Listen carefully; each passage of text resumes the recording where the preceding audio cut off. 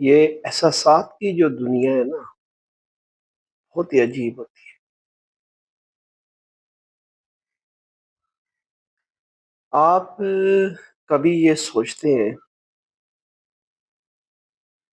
کہ آپ کی جو احساسات کی دنیا کی ٹرین ہے، کچھ اسٹیشنوں پہ تو بالکل نہیں رکتی، اور کچھ پر یہ کم رکتی ہے۔ لیکن ہوتا کیا ہے، جب آپ بلندی کی طرف جا رہے ہوتے ہیں، عروج حاصل کر رہے ہوتے ہیں، تو تب تو اس کا احساس نہیں ہوتا۔ لیکن جب آپ بلندی سے گرنے لگتے ہیں